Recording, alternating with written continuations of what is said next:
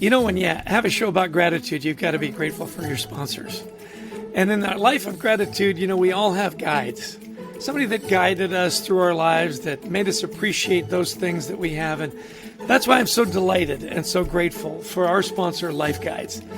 Life Guides is a peer-to-peer community that helps people navigate through their day-to-day stressors by providing a place of empathy, listening, wisdom, and support with a guide who has walked in your shoes, experiencing the same challenge or life experience as you. A true life guide. And because you're listening to our gratitude podcast, if you go to their website, lifeguides.com/schedule a demo and add the code HEALTHY2021. The code is HEALTHY2021 in the free text box. You'll get 2 months of their services for free. 2 months for free. So sign up, show your team you care, get a life guide, be grateful for those guides in your life, as I am grateful for our sponsor, Life Guides. Hey everybody, welcome to Leading with Gratitude Live. I'm your host, Chester Elton, the apostle of appreciation, coming to you live and in color from the gratitude epicenter of the universe in Summit, New Jersey. We always have a lot of fun with our gratitude community, and thank you so much for giving us 30 minutes of your time. We always say, give us 30 minutes, we'll give you great information, great inspiration, and a roadmap to a life of gratitude at work and at home. And this fabulous online production is all brought to you by the amazing, I say he's the greatest online producer of all time, Brent Klein at Methods Of. If you want a production like this quality and a lot of fun while you're doing it, take a screenshot right here. There's only one guy to call. It's Brent Klein at 512-639-2120 or visit methodsof.com. They do a fabulous job. So we're streaming on Facebook, YouTube, and of course, our great followers on LinkedIn. By the way, we have a wonderful LinkedIn newsletter called The Gratitude Journal. Please sign up. We put our podcasts in there. We put all kinds of fun information. We co-author with a lot of great authors, and we have more fun than humans should be allowed. Well, listen, I'm excited to introduce to you my dear friend, Erica Dhawan.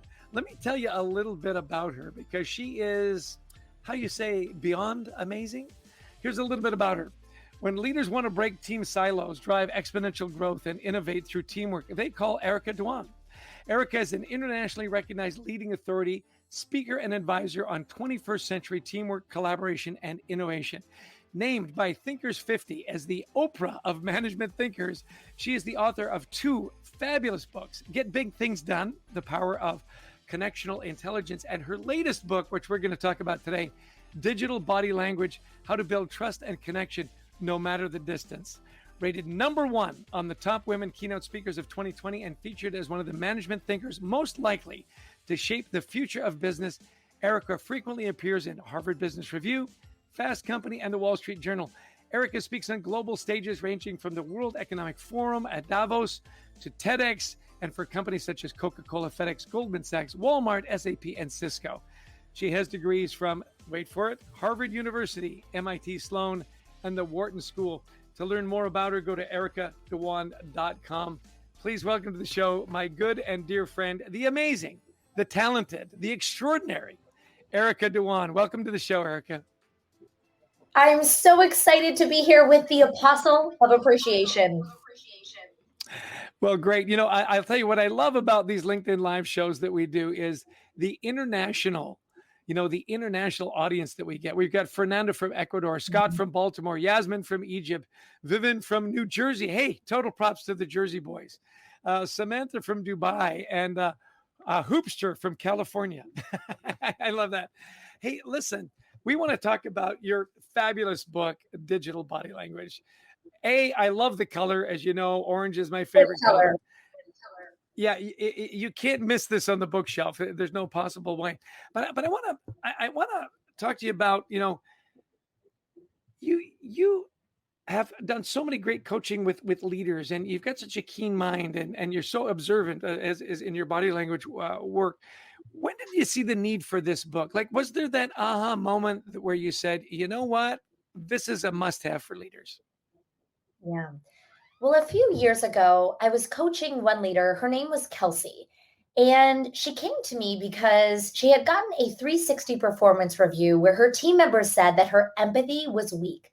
Now, what I did was analyze all of the traditional markers of subpar empathy: poor listening skills, and inability to ask deep questions. I realized that Kelsey was great at all these things. She asked thoughtful questions, she had great eye contact, she allowed and enabled her team members to feel valued in person in a room.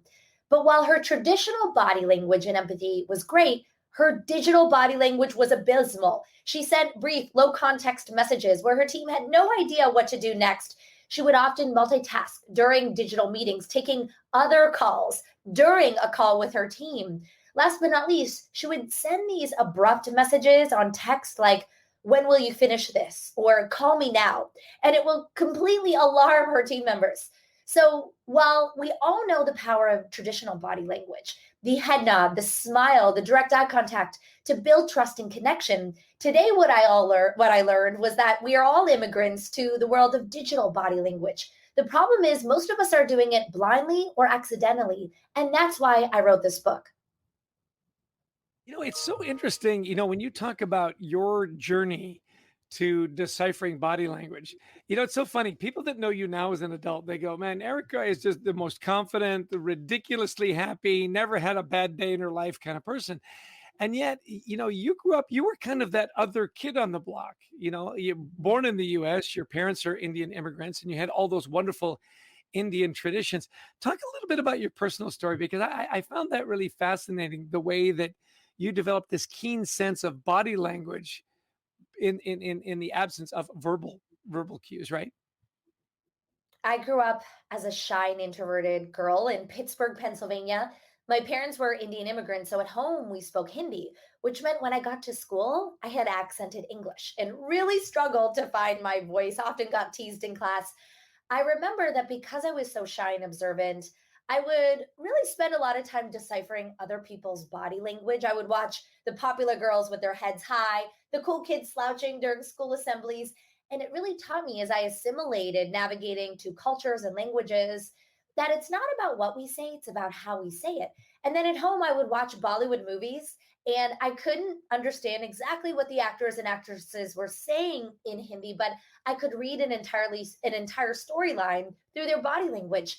Fast forward 30 years, one of the things I realized as a communications and collaboration consultant today is that just like I was an immigrant to traditional body language as a kid, today we are all immigrants to digital body language. We are all learning these cues and signals together. And that was a line and that I actually underlined in your book, that we're all digital immigrants. I thought that was such a wonderful way to put it in context. Do you know, I know a lot of you are going to have questions for Erica on, how can I get better at this? Or what are some of the most common failures? By the way, first off, you got to buy a book. And by the way, I don't just have one book. I've got two. Buy one for yourself and gift one to your boss. Seriously, this is a wonderful book. And by the way, we've got And don't our just gift it to your Christian. boss, gift it to your spouse, gift it to your kids, gift it to your grandparents. Because in many ways, Yeah, digital body language won't just allow us to bridge connection at work, it will actually improve our relationships at home. that's wonderful feedback. Well, listen, if you got questions for her, put them in the chat box, and we've got the amazing Christy Lawrence in Atlanta, Georgia, that's monitoring the box, and she'll throw it in there, and we'll try to stump the expert there. There's the lovely and talented Atlanta, Georgia. By Please the way, send the me, Atlanta Hawks. and also, Chester, can we ask folks to share in the comments their top digital pet peeves? What has been hard? Where have you Great. struggled the most in digital body language? Whether it's endless reply all emails, or long Zoom calls with no agendas, or my favorite, dealing with the serial texter who won't stop texting me in the middle of the day. I think you just summed up like my top five. So there we go. Yes, please put in those, because I love the subtitle of your book. It says how to build trust and connection no matter the distance. What are some of that? You've mentioned just a couple really quickly, but what are some of the things that leaders are doing, mostly, at least from your story there, many times unintentionally? What are some of the common things that leaders are doing digitally that break that trust with the people that work with them for them? The first thing is being in a rush all the time. Now, I like to say in today's world, Valuing others is valuing their time, their inboxes, and their schedules. But as leaders, we have to remember to take the time to really check in with our people. Don't assume everyone is okay. Don't rush through meetings where you're not truly thoughtful of introverts and extroverts and how everyone may need different ways to engage and speak up. The second thing, which I think is really the motto of our apostle of appreciation, is forgetting to show gratitude. Now imagine a team member that stayed up all night to work on a deliverable for you. And when they came into the office and they gave it to you, they could see the smile, the relief in your face. In a digital format, if they just get a K period or no response at all, imagine how demotivated they feel after. So, what was implicit before in gratitude in traditional body language must be explicit in digital body language. Last but not least, the third thing that I think is important is to remember to never confuse a brief message with a clear message. When you write digital messages, they can be interpreted differently depending on your rank. I'll never forget an example of a leader who sent a no subject calendar invitation to one of her junior teammates. He thought he was about to get fired. He had heard about budget cuts. She just wanted to talk about a client deliverable. Another example is a team leader on a Zoom call that said, let's iterate on this a bit more. She just meant add 2 more bullet points. The team came back with 10 new slides. And imagine how demotivated they felt when it turned into 2 bullet points. So take the time to not be in a rush, to show gratitude, and to be patient and clear, not brief. That's such good advice, and it's such good advice for me because I'm a quick texter and not a good checker. And I'll hit the send button and I'll look at it and go, there's like 13 spelling mistakes in that, in those 2 sentences. The one thing that you gave me a tip, I went to your book launch in New York, was kind of fun. We actually got to meet in person, although socially distanced and masked and shrouded in all kinds of disinfectant. It was interesting. You said, THX is just disrespectful. I mean, I know it says thanks. It's a little disrespectful, or just K, and so I've been trying to stop doing that and actually spelling out thank you. And it seems like such a simple little thing, and yet it makes a big difference, doesn't it? In fact, there was a study by the Journal of Social Psychology that found that emails that included thank you or thank you so much versus no thanks at all, there was a significant difference in how recipients responded to them. Now, let's think about this for a minute. In the past, when we said thank you face to face, when someone could see our body language, it felt and it still feels like a true thank you. But in today's world, I like to say the quick THX email response is not a thank you anymore. It's an acknowledgement. You got the email. It's okay to write that if there's high trust in a relationship. Maybe it's someone you work with all the time. Maybe they know you're about to take off for a flight. So you're typing fast. But in a business relationship, especially if you have more power, remember to value others visibly, to show your appreciation. That could be a quick video shout out. It could be at the beginning of a meeting saying, I really appreciate what you did here. And just a simple writing out thank you. It can go a long way, and we may not realize it, but oftentimes people are left to wonder, did they like my work? Did they not? And just simply showing that quick segment of appreciation can go a long way in making people stay. Yeah, yeah. So listen, where do you want to direct people to find out more about your work? What website do you want to send them to? You can learn more about me at ericadewan.com or check out my book website at ericadewan.com/digital body language, where you can check out the book, but also get a lot of best practice tools around one, analyzing your own digital body language, and two, creating a culture of clarity on your team so that we can bring back the power of empathy, trust, and gratitude in a digital age. And you've got a fabulous newsletter as well. How would people sign up for that? So you can download and get my newsletter through a quick gift I'm going to give you. On my website, if you go to ericadewan.com/DBL, you can sign up for a digital body language toolkit, which is a 4-page guide of best practices from my book. And once you sign up, you'll be able to be on my newsletter. You can also join my newsletter through a sign up at ericadewan.com. Excellent. We talk about, making investments in yourself and signing up for newsletters and getting that downloadable. It's all great. We're going to shout out to our wonderful sponsor at Methods of. You're familiar with Powered by 100 Coaches, Erica. There's so many fabulous leaders on there, whether it's Sally Helgeson on Helping Women Rise and Hortense Le Gentil that talks about being in alignment. Of course, the legendary Marshall Goldsmith and my favorite marketing guru, Martin Lindstrom. I've even got a course on there on teamwork. Well, because you're listening to our live show, we've got a wonderful offer for you. If you go to methodsof.com, when you go to checkout, all you got to do is type in Gratitude 2021 and you'll get a 50% discount on any of the courses that interest you. So take a screenshot. It's Gratitude 2021 at checkout for a 50% discount. Now, Erica, I want to talk to you a little bit. You've got a great chapter on what are your digital stressors. You know, we just published our book on anxiety at work, and you've got this great list about, am I talking too much, or other people trying to take credit for my work? You've got a great story in there about your early career at what was it before they went belly up? What was the company? Lehman Brothers. Lehman Brothers. That's right. So talk to us about these digital stressors. Are they stressing me and stressing everybody else, or is it just enough stress to go around?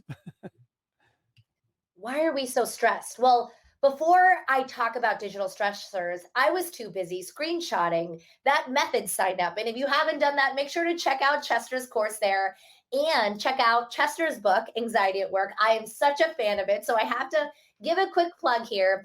Now, when it comes to digital stressors, what I have discovered in my research on digital body language is that there are 4 types of digital anxiety that we tend to feel. The first is brevity, brief, low context messages where we don't have the tone and the emotional nuance of in-person body language. The second is passive aggressive messages. If someone writes, as we previously discussed in our prior conversation, we wonder whether, is that just a reminder or are they being passive aggressive here? The third example is slower no responses. We've all felt ghosted when we haven't heard back from someone, and we become anxious, especially if they then post on social media.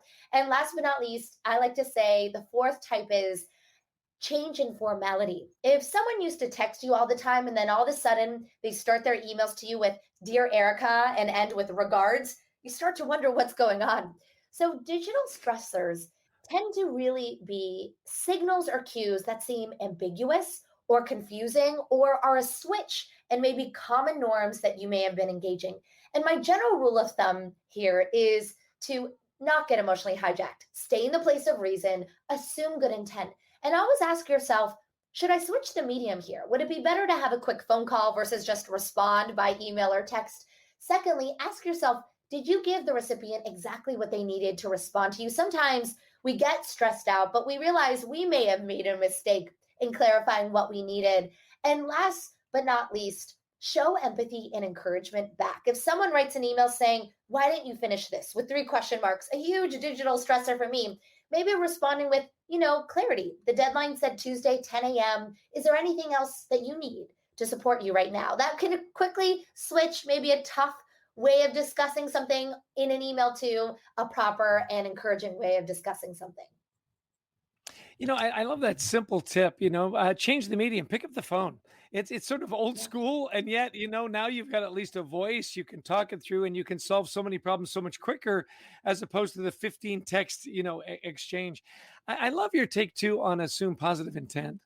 And I love in the book, by the way, lots of great stories in the book. And Erica tells one about her dad, where actually had the police called on him. Simply because it was post 9/11 and, he's Indian and his approach to that and how gracious he was and his lesson to you about, well, think about what they must have been thinking, put yourself in their shoes. I thought that was such a wonderful tribute to a gracious father that has clearly taught you well. Well, we've got a couple of fun questions for you. Ruth from New Jersey says her pet peeve is dealing with a non-responsive team. You just talked about it being ghosted. That can really cause a lot of miscommunication and misinterpretation, can't it? Absolutely. Now, what we have to remember that there are those that are who I call digital natives that tend to be much faster on text, IM, and email.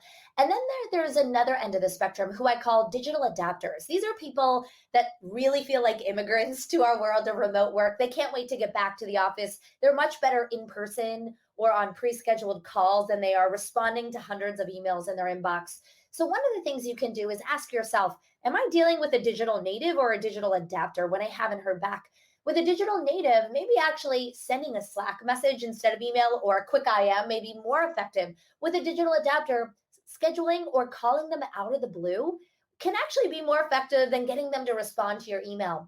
When it really needs to be done by email, I recommend to set response time expectations. Simple acronyms like 4H means I need this in 4 hours, 2D means I need this in 2 days. Put it in your subject line or in bold at the top of your email so that people have that awareness.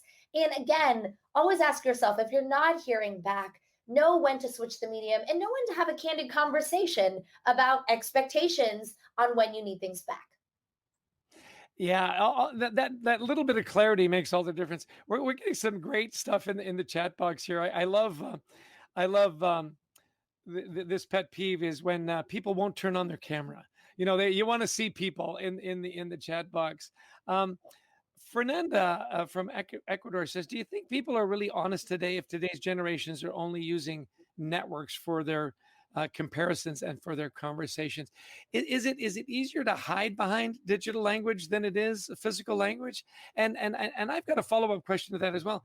Now that we're coming back into this hybrid world, do you think digital communication is going to morph again? As now we're sort of in person and not in person. And by the way, we got 5 minutes left. I knew this conversation was going to go quick, so I'm going to give you the lightning round now.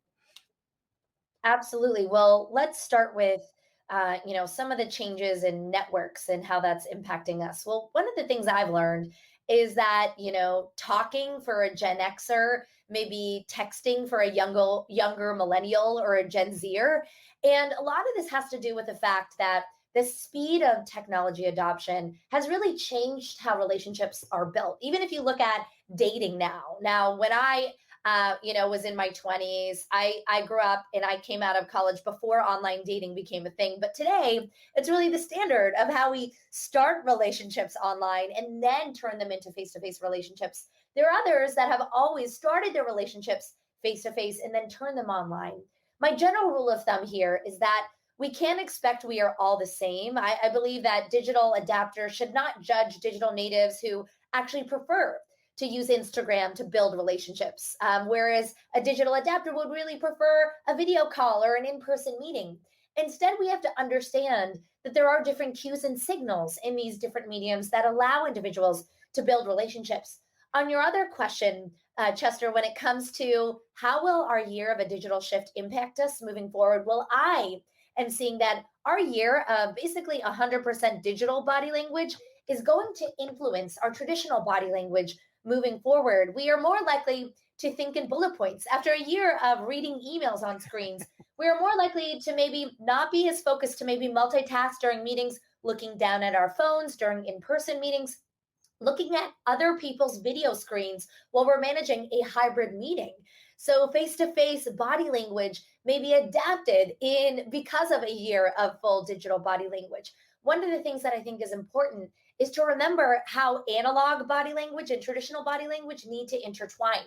And one example of the best practice is when you're running hybrid meetings, have a live meeting host and a remote host, and actually have the remote host lead parts of the agenda. This avoids the bias of just who's in the room and allows us all to be thoughtful. Another one is have the chat tool and allow remote attendees to share their thoughts in the chat while those in the room are discussing an idea. And last but not least, if you're running a hybrid meeting, have a camera in the room so that remote attendees can see the body language of individuals in the room. That way, they're not excluded as well as some of those cues and signals.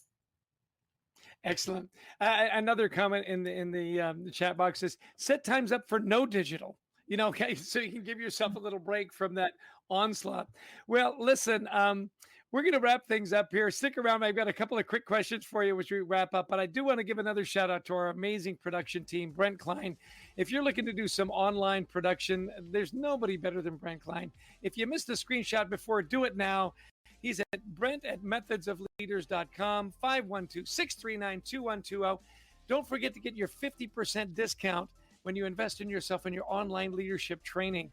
All you got to do is in the checkout box, put gratitude 2021. You get a 50% 10% discount. And, Erica mentioned our book, Anxiety at Work. We love that. We just launched it recently. If you're dealing with anxiety at work, it's a great resource for you. And we also, of course, base our whole show on leading with gratitude. So we're going to give a shout out to Harper Business. They produce a fun little commercial for us. Alan Mullally, the guy who saved the Ford Motor Company, said, I love this book. And then the not so subtle call to action. Buy me, buy me, buy me. Well, listen, Erica, it's been a delight to have you on the show. I always wrap up and say, where did you find your gratitude today? Where did you find it? Was it in a Bollywood show you watched? Where was it? My gratitude this morning is when my 2.5-year-old jumped on the bed, gave me a hug, and woke me up. And I think we just have to hold in our hearts the joy of the people that we love and care about every single day. Thank you so much, Chester, for helping us all lead with gratitude. Not a problem. And by the way, there's Christy Lawrence in Atlanta, Georgia. Here's our team. Yes, we dance it out at the end. And listen, we didn't get to the Bollywood stuff. We will next time. But Erica is a big Bollywood fan. Right here. Change the light bulb. Just change the light bulb. Change the light bulb. You got it, Christy. There we go. Awesome. There we go. Hey, everybody. Have a gratitude-filled day. Be kind, be grateful, and be of service. We'll see you next week. Thanks so much, Erica. Cheers.